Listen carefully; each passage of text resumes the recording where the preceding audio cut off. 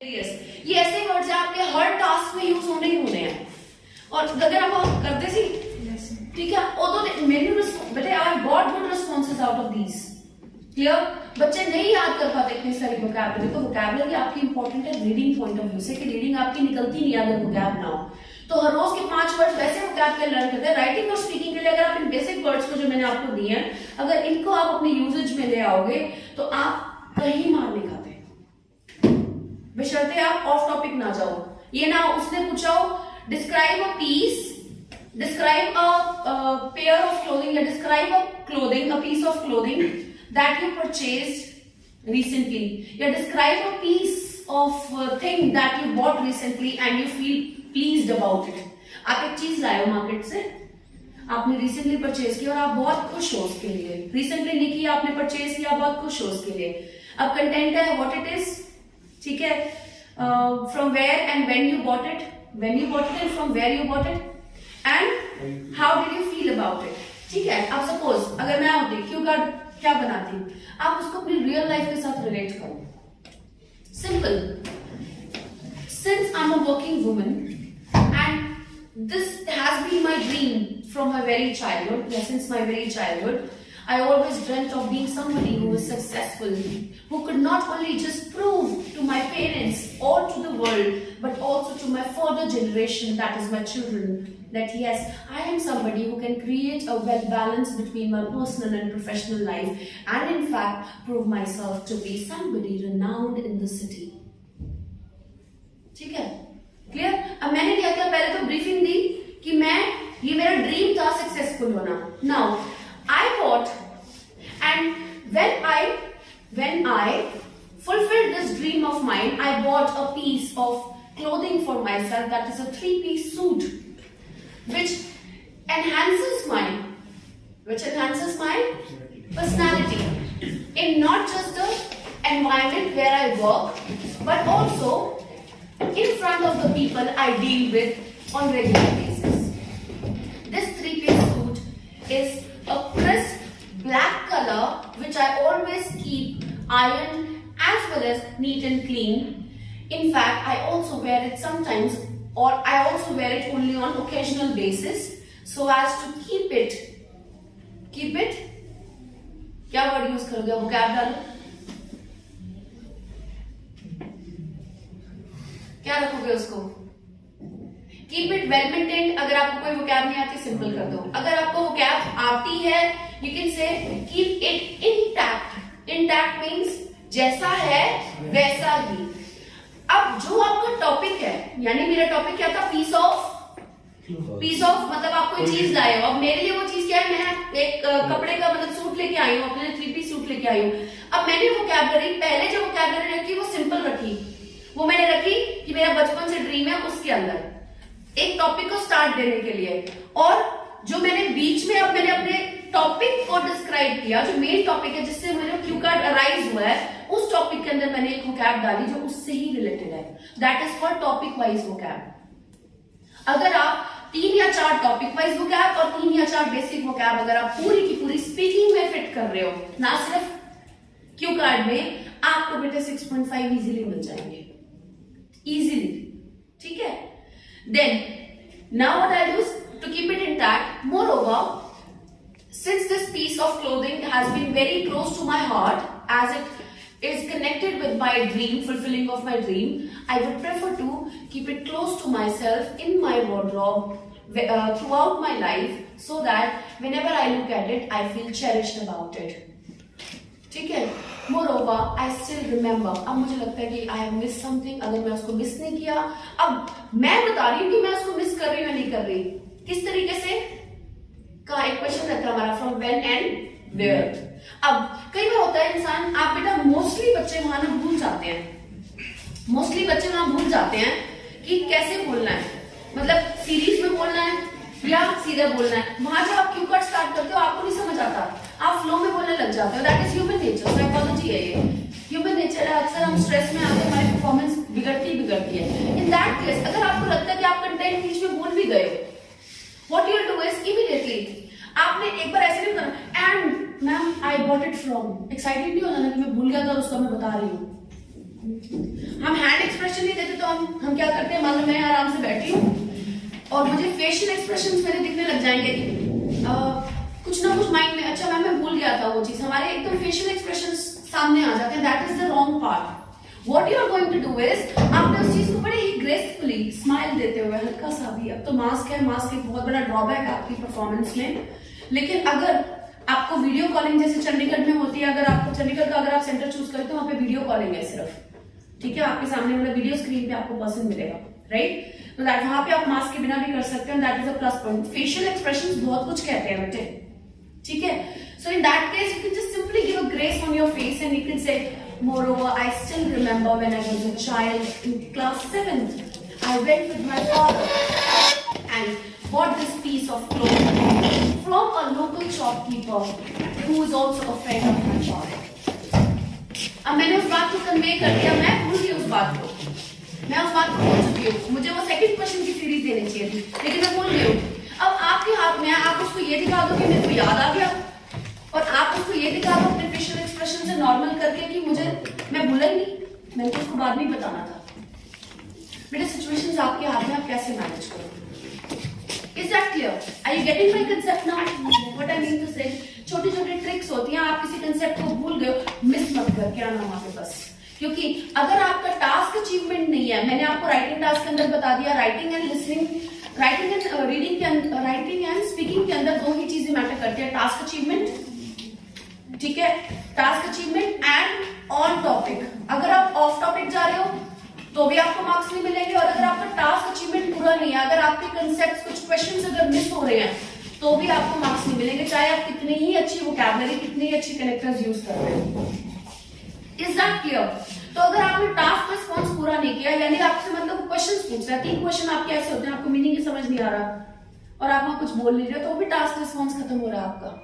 Task response अगर पूरा नहीं होगा, एक दो क्वेश्चन की लिवरेज अलाउड होती है थोड़ा बहुत, ठीक है, उसमें आपको हिंट दे देता है एग्जामिनर वहां सामने वाला कि मैंने आपसे ये नहीं पूछा, ये पूछा इनडायरेक्टली, वो ये नहीं कहेगा मैंने आपसे ये पूछा, वो कहेगा व्हाट अबाउट दिस, वो चेंज करने की कोशिश करेगा बात को, व्हाट अबाउट दिस, मतलब आपको स्ट्रेस देगा कि आप ये चीज भूल गए हो, आपको हेल्प करेगा एग्जामिनर वहां पे, ताकि आपका टास्क अचीवमेंट तो कम से कम पूरा हो।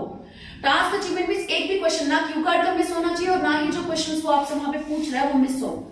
अगर वहां कोई क्वेश्चन का आंसर आप ऑफ ट्रैक जा रहे हैं तो टीचर आपको वहां पे ना इंडिकेट करने की कोशिश करेगा, अगर आप लकी अच्छा टीचर होगा तो जरूर करेगा, ठीक है। कई बार एग्जाम में नहीं पढ़ी होती क्वेश्चंस की, बेटे पढ़ी होती है लेकिन बच्चे को फिर भी ध्यान नहीं जाता, कई बार ऐसा होता है आपने वहां पे नोट पैड के ऊपर लिख भी लिया तब भी आपका ध्यान नहीं जाता कि आप वहां से देख के पढ़ लो और बाद में याद आता है इस क्वेश्चन का तो मैंने आंसर ही नहीं दिया, ठीक है।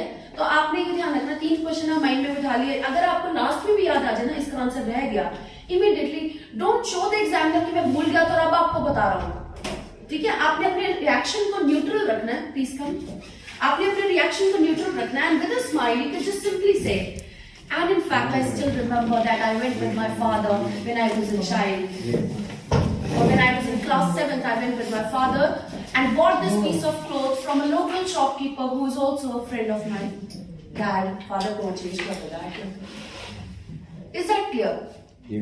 ठीक है, टास्क अचीवमेंट पूरी करनी है and learn to manage your facial expressions and your tone. अब मैं एक क्वेश्चन का आंसर ना बड़े ही ठहराव के साथ दूंगी, अभी तो मैं आपको स्माइलिंग फेस के साथ भी एक्सप्रेशन दिया, मैं मास्क के साथ क्या ये चीजें पॉसिबल है बेटे? Not fully but to an extent yes they do, ठीक है। अगर हम स्माइल कर रहे हैं कहीं ना कहीं वो हमारे आईज में स्पार्क देता है, ठीक है। जो अच्छा एग्जामिनर होगा वो आपकी हर एक चीज वहां नोट कर रहा है, इनफैक्ट बॉडी लैंग्वेज भी। अभी मैं वहां पे जाके बैठी हूँ एंड इफ आई सिट, मैं एक टीचर हूँ, एक कॉन्फिडेंट पर्सन, उसको नहीं पता कि मैं कौन हूँ, ठीक है, और मैं स्टूडेंट, अगर मैं वहां जाके एज ए स्टूडेंट अगर नर्वस हो जाती हूँ, आप नोट करना कि कहीं ना मेरे हैंड मूवमेंट स्टार्ट हो जाएंगे, कुछ ऐसा, मतलब माई हैंड्स विल स्टार्ट, मतलब मैं कुछ ना कुछ करने लग जाऊंगी, या मैं अपने कॉन्फिडेंटली बैठूंगी। अक्सर हम एज ए टीचर तो बड़े कॉन्फिडेंट बैठ जाते हैं, कोई दिक्कत नहीं है। वहां पे आप नोट करना, अक्सर बच्चे ना चेयर के आगे ही बैठे होते हैं, आगे वाले पोर्शन पे, ठीक है, और आपको वहां एग्जामिनर कहेगा please sit and relax properly and then we can start with the interview. Getting my point? The best thing is they are also noticing your body language, वो आपको कंफर्टेबल करने की कोशिश करें, but please see what example you are setting in front of them. The first example impression that you are setting in front of them is that of a non-confident person who is nervous. आप जैसे ही उनके hotel के room में enter करोगे speaking के लिए, तो आपकी नर्वसनेस ऑटोमेटिकली राइज होने से हार्ट बीट राइज हो जाती है. Please control yourself, ask yourself it's okay, it's okay. जब तक अपने आप को समझाओगे नहीं, जयदेव, जब तक अपने आप को समझाओगे नहीं कि I have to calm down, मेरे पास ये मौका दोबारा नहीं आने वाला, I am not going to able to attend this session, maybe my parents will not allow, maybe I cannot afford, or maybe I don't want to waste money anymore, right? So these are few little things you need to tell yourself at that moment. मन में अपने आप को समझाओ कि मौका दोबारा नहीं आना, relax हो जाओ, sit back, take your position properly, your body language does matter. And after that, whenever you start your questions, the answering part, just make sure वहां पे ना पहले कुछ मिनट्स होते हैं आपको कंफर्टेबल करने के लिए. जब वो एग्जामिनर अपनी स्पीच बोल रहा होता है कि I am so and so, my name is, जैसे मैं वहां पे, मैं उसका भी आपको एक प्रैक्टिकल एग्जांपल दे देती हूँ, which I have never done earlier in my life over here, but let me give you.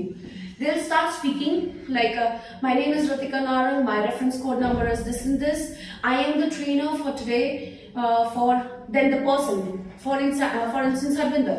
The candidate name is Mr. Harvinder. Your full name is Mr. Harvinder Singh, and his candidate number is this, his center code is this. वो आपको 3-4 चीजें जितनी देर में वो बोल रहा हो, उतनी देर में आप अपने आप को काम डाउन करके पीछे आराम से रिलैक्स होकर बैठ सकते हो. मतलब आप जब इंटरव्यू, देखो है छोटी सी बात है ये साइकोलॉजिकल फैक्टर, लेकिन मैं आज आपको बता, अगर मैं भी जाऊंगी ना बेटे, चाहे मैं कितनी ही कॉन्फिडेंट हूँ, जब वो मेरा इंटरव्यू है ना, तो एक बारी मेरी हार्ट बीट भी राइज होगी, because I am also human being. ठीक है, क्लियर? अगर एग्जाम स्ट्रेस होगा तो मेरे ऊपर भी होगा. ये मत सोचो कि मैम को क्या एग्जाम स्ट्रेस होगा, बी एबल टू क्लियर, ऐसे नहीं होता. ठीक है, clear? So now when you walk down from the room, walk down from the door and you come into the room, while you sit, the examiner gives you enough time. जब वो अपनी details बोल रहा है, record कर रहा है, उस समय आपको टाइम मिलेगा, आप बैठ के अपने आप को नॉर्मल करो, calm down. First of all, that is the time each and every one of you will say yourself to be relaxed, that this is the only time I have and I have to be relaxed. अगर relax नहीं होगे, heart beat आपकी rise होगी, आप काम के बात करोगे वहां पे. ठीक है, कहीं ना कहीं फंबलिंग आएगी आपके टोन में. ठीक है, and now moving to the content part, these are psychological factors. Moving to the content part, all you need to take into consideration on surety is that in the introduction part, they are not going to ask you anything that is very logical. In introduction, they will ask you only things related to your basic concepts. अगर वो logical पूछेंगे तो वो उस बच्चे से पूछेंगे जो उस बात का मतलब डिबेट की फॉर्म में आंसर कर रहा है. मान लो एक बच्चा है, यहाँ पे आता है, जो मैं कहती हूँ एक बच्चा सुनने वाला होता है, एक बच्चा होता है उसको आर्ग्यू करने वाला. ठीक है, आर्ग्यू करने वाले की टोन अलग ही होती है. आपकी टोन चाहे डिफर करे ना करे, लेकिन वहां से मुझे पता लग जाएगा इस बंदे के पास लॉजिक है, ये बात करने वाला है मेरे से कुछ अच्छी. मैंने आपसे क्वेश्चन पूछ लिया, do you think healthy competition, do you think healthy competition is important in the, do you think healthy competition in sports, ठीक है, इज इंपॉर्टेंट. अब आप आंसर देते हो, yes I think healthy competition is important. आप अपना reason देते हो, it helps a person to be motivated in order to succeed और win the competition in the sports. ठीक है, फिर मैं आपको बोलूंगी, don't you think it creates jealousy? अब आपका जो आंसर है मैं उसी से आंसर दे रही हूँ. आप कहते हो यस, अब आपका आंसर क्योंकि लॉजिकल था, आप कहते हैं कि वो मोटिवेट करता है वो चीज कि वो वहां पे जीते. ठीक है, तो अगला क्वेश्चन या तो वो ये राइज कर देगा कि do you think winning is important in sports? Do you think winning is important in sports games? तो अब एक पर्सन आंसर देता है, no, I don't think it is very important to win in sports games because sports are somewhere, created in order to maintain the fitness level of people. ठीक है, और एक person answer देता है, yes, I think it is very important to win in sports game also because they are not just related to the fitness level of people but also they teach how to be successful in life by competing with one another. अब दो तरह के answer हो गए, एक कहता no, कहता yes. हो सकता है वो नो के साथ सेटिस्फाइड और यस में वो आपको आगे और क्वेश्चन राइज करे, फिर वो बोलेगा कि सपोज यस वाले में उसने आपसे आगे फर्दर क्वेश्चनिंग की. The person says, so don't, what do you think if people play sports only with the spirit of winning, right? Don't you think it will further create envy and jealous?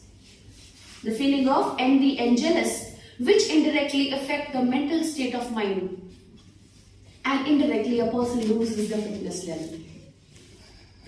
अगर किसी की mental state of mind effect हो रही है तो उसकी fitness level भी खराब होगी, एंड मेन पर्पस स्पोर्ट्स का जो है वो खत्म हो रहा है. ठीक है, वो आपके क्वेश्चन में से आपको क्रॉस क्वेश्चन नहीं कर रहा है. अब आपके अंदर कितनी पावर है ऐसे क्वेश्चन को आप आंसर करो. आप उलझ गए. आपके क्वेश्चन में से आप कहते हो हाँ जी कि स्पोर्ट्स इंपॉर्टेंट है, कि स्पोर्ट्स में विनिंग करना भी, जीत और हार जीत भी सीखना मतलब बहुत ज्यादा जरूरी है, और स्पिरिट से खेलना भी बहुत ज्यादा जरूरी है फिटनेस के साथ साथ. अब वो कहता है कि इससे तो जेलसी फैक्टर आएगा. जितना समझदार आंसर हम देते हैं उतने ही समझदार क्वेश्चन आगे वो राइज करते हैं बेटे. The level of complexity level of your answers will define the level of question they will have. अब मैम क्या करें, मैम आंसर देना बंद कर दें? नहीं, आंसर करो, बट ये ध्यान रखो आप यहाँ पे जब प्रैक्टिस करते हो अपने फ्रेंड्स के साथ, अपने मेट्स के साथ, तब आपने ये ध्यान रखना है कि आपको वो इसमें से खाली क्वेश्चन ना पूछे. The books that you get are just a helping hand. आप नेचुरल स्पीकिंग क्रिएट करो बेटे, आपको आपके ही क्वेश्चन में से वो आगे क्वेश्चन राइज करे, फिर आप उसको कैसे ब्यूटीफुली आंसर कर सकते हो. अब मैंने आंसर किया कि हाँ जी ये बहुत ज्यादा जरूरी है क्योंकि इससे विनिंग स्पिरिट रहती है. वो कहता है कि जेलसी तो इनडायरेक्टली मेंटल हेल्थ खराब होगी, फिटनेस का पर्पस तो सॉल्व ना हुआ स्पोर्ट्स का. फिर आप ये कहोगे, मैं अगर उसकी जगह आंसर में अगर मैंने इस चीज का आंसर देना तो मैं कहती कि that does not mean that a person should stop playing a game with the spirit of winning. In fact, there are mentors in the field of sports like coaches who constantly guide a person to play with that spirit, but also make them well adjusted or make them understand the value of adapting the state of winning as well as losing. मतलब जीतना और हारना दोनों चीजों को accept करने के लिए उनको मतलब ट्रेनर, उनके जो कोच होते हैं वो टाइम टू टाइम गाइड करते रहते हैं कि ठीक है आपने खेलना तो जीत के लिए है, लेकिन अगर हार भी जाओ तो उससे डिमोटिवेट नहीं होना. और स्पोर्ट्स के अंदर हमारे कोचेस होते हैं, वो हमें टाइम टू टाइम मेंटर्स होते हैं, वो हमें इसी तरीके से हमें गाइड करें तो हमारा ओवरऑल पर्पस सॉल्व होता है. अब मैं उस आंसर को कैसे उसको समझा रही हूँ, और 90% अगर उसको मतलब आंसर मिल गया तो वो आपको कोशिश करेगा कि इससे ज्यादा ना, अगर उसमें और क्वेश्चन अराइज भी हो सकता होगा तब भी वो नहीं करेगा. ठीक है, लेकिन बात क्या आती है कि मैम वहां पे फियर में, प्रेशर में हम लोग कर नहीं पाते. इट इज वेरी डिफिकल्ट कि हम वहां पे उनको एक्सप्लेन कर पाए. कंसेप्ट हमारे माइंड में होता है लेकिन हिंदी में होता है, इंग्लिश में निकालना बड़ा मुश्किल हो जाता है कि कैसे करें. Right, again practice of the things that I tell you over here will be helpful for you over there. अब आज मैंने आपको ये चीज बता दी, आज मैं गारंटी देती हूँ 50% of you will leave these books. आप इसमें सिर्फ क्वेश्चन पूछोगे, उसके बाद आप कहोगे हाँ बेटा मैं नेक्स्ट क्वेश्चन आपको यही से पूछने वाला हूँ, जो आपके आंसर है उसी में से आपको नेक्स्ट क्वेश्चन राइज करेगा. होगा? If you do it and you see the difference, that will lead you to a natural speaking. That will lead you to a natural speaking. Natural speakers की कोशिश करो. ये आपका हेल्पिंग हैंड है. यहाँ से क्वेश्चन बुकलेट स्टार्ट करो. Start या क्वेश्चन फ्लो बन जाता है. जब हमारे पास मटेरियल होता है तो हमारा फ्लो जनरेट हो जाता है. Is that clear? ठीक है, फ्लो जनरेट होने के बाद जो पर्सन आगे आंसर दे रहा है उसी में से आंसर निकालो. उससे उसको भी पता लगेगा कि मेरा आंसर सही है या गलत है. और जितना हो सके अपनी वॉइस को रिकॉर्ड करके साथ साथ जो आपने 2 मिनट 10 मिनट की आपने बातचीत किया उसको रिकॉर्ड करो, उसको फिर दोबारा इकट्ठे बैठ के चलाओ स्पीकर पे और फिर सुनो कहाँ गलती है. क्लियर? पहले तो नेचुरल स्पीकिंग का फ्लो लाओगे, उसके बाद आप कोशिश करोगे कि आपका लेक्सिकल रिसोर्स यानी ग्रामर वो डाल के वर्ड्स आप कितने डाल रहे हो, कनेक्टर्स कितने ऐड कर रहे हो. Is that clear? सबसे पहले natural speaking. Then the next concept that I want to bring to your notice is cue card. आपका अगर वहां पे टाइम से पहले खत्म हो जाता है या आपका क्यू कार्ड पूरा नहीं होता, तो एग्जामिनर आपको रोक देता है. आपने बस एक चीज का ध्यान रखना है कि क्यू कार्ड, देखो मैंने अभी जो आपको क्यू कार्ड स्टार्ट किया था उसमें मैंने आपको एक ब्रीफिंग दी थी कि मेरा एक ड्रीम था बचपन में. एक ये तरीका है, ये तरीका सिर्फ वही लोग अपनाए जिनकी फ्लुएंसी बहुत अच्छी है, इंग्लिश में अच्छे हैं. और एक तरीका है आप सीधा अपनी बात को, कंसेप्ट को पहले स्टार्ट करो. ठीक है, out of the various things that I have bought, yeah, although there have been various things in my life that I have purchased, but one particular thing that I bought and that made me happy is a piece of clothing. Is a piece of clothing, या फिर is a mobile phone. जो भी मैं चीज लाई हूं जिससे मुझे खुशी मिली, उसकी पहले बात सीधी कर दो, फिर आप नेक्स्ट चीज बता दो. I bought this piece recently. Yeah, I bought this piece a few years back or 3 years back.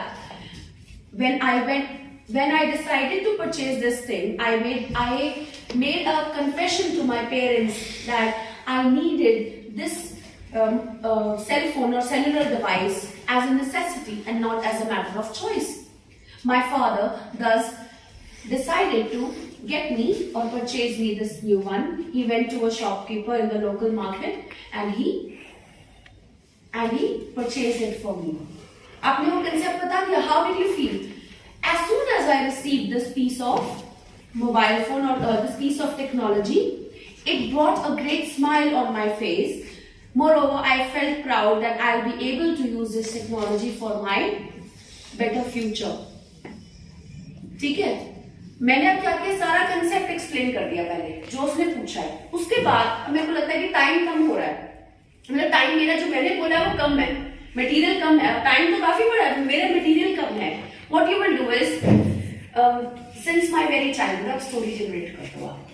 Since my very childhood, I have been in a circle where people of my age group had access to a lot of technological items, whereas my father never allowed me to get one.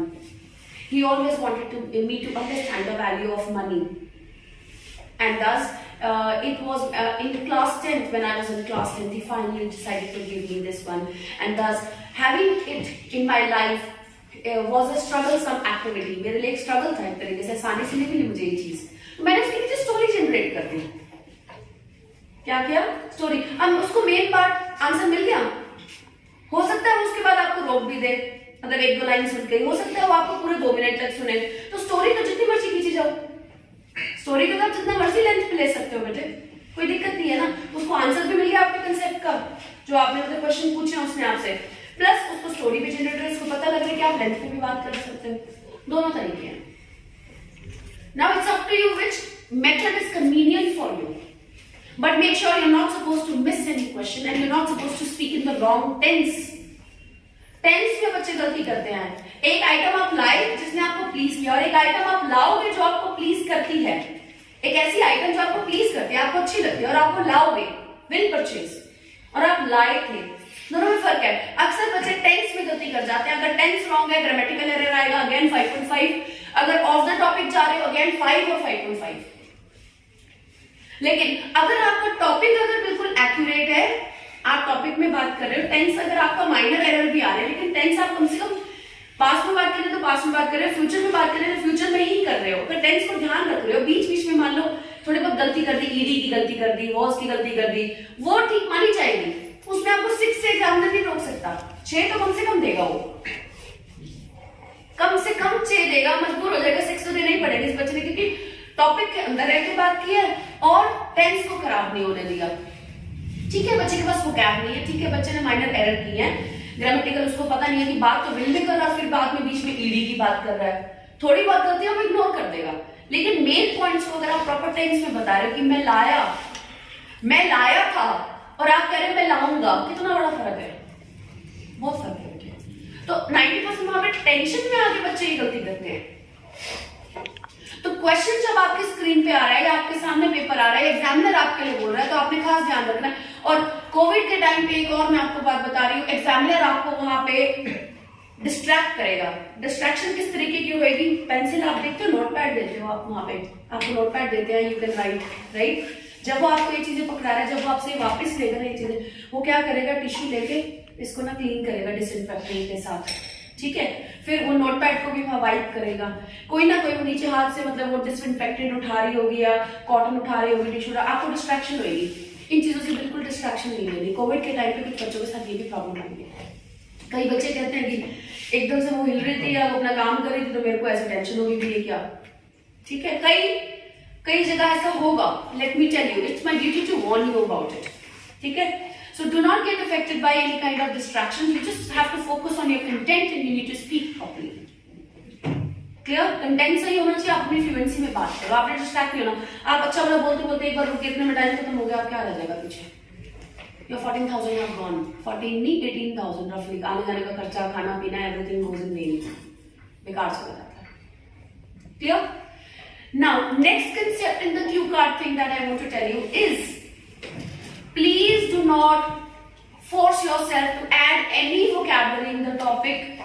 मत करो, force मत करो। अगर natural flow के साथ अगर आ रही है तो ठीक है, वहां अपने आप को प्रेशराइज मत करो कि यहाँ पे हमने मतलब वोकैबुलरी फिट करनी है। डेली रूटीन में भी मत करो। एक बार डेली रूटीन में एक बार आप कोशिश करो कि मैम वोकैब नहीं आती, तो एक बार हमने फ्लो को मेंटेन रखा, हमारी फ्लुएंसी, हमारी फंबलिंग नहीं आ रही। हम बात करते करते ये नहीं कहते कि I was thinking how to do this task although it is my priority but I thought. हम इतनी जब धीरे धीरे बोल रहे हैं ना, हम पॉजेस लेके बोल रहे हैं, वो आपको ड्रॉबैक है, वहां आपका टाइम किल हो रहा है और एग्जामिनर आपके अंदर इंटरेस्ट लूज कर रहा है।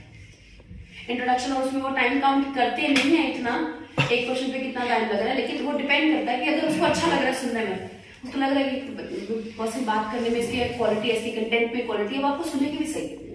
लेकिन अगर उनको लगेगा कि इसको कंटेंट में क्वालिटी चाहिए होगी, आप धीरे धीरे पॉजेस लेके बोल रहे हो, they will not have any interest in you. मेरे को ऑलरेडी जल्दी है, मैं इतने सारे एग्जाम्स वहाँ पे मैंने लेने हैं, वहाँ पे इतने सारे इंटरव्यूज लेने हैं, और एक बच्चा आता है वहाँ पे इतना स्लो स्पीड में बात करता है। Which country are you, which city do you belong to, could you please describe your place? Ma'am I belong to a city named Fatehabad, it is a place, it is also called pink city. आप धीरे धीरे बोल रहे हो, वो person interest नहीं लेगा, इतने में तो चाहता है कि आप 3 लाइनों में उसको डिस्क्राइब ही कर दो, वो इंटरेस्ट नहीं लेगा। द मोमेंट ही लूजेस, ही और she loses interest in you, वो कहेगा नेक्स्ट क्वेश्चन, वो अगले क्वेश्चन पे ले आएगा आपको, आपका आंसर शॉर्ट रह जाएगा, वो नेक्स्ट क्वेश्चन पे ले आएगा आपको। कोई भी होगा बेटे, हम कितने भी बिजी होंगे, ठीक है ठीक है और बताओ और बताओ, क्या हम कहते हैं ना, दैट्स ह्यूमन नेचर। हम जल्दी में जा रहे हैं, मम्मी कोई काम कह रहे हो, हम क्या कहेंगे, अच्छा अच्छा हाँ मम्मी, बेटा ये भी लाना, वो भी लाना, बेटा ये लाना है, बेटा वो लाना है, बेटा वो लाना है, मम्मा जल्दी बताओ क्या क्या लाना है, मेरे को मैसेज कर देना। हम करते हैं, we do it. Human nature है, examiner will lose interest in your speech if you do not have a good fluency.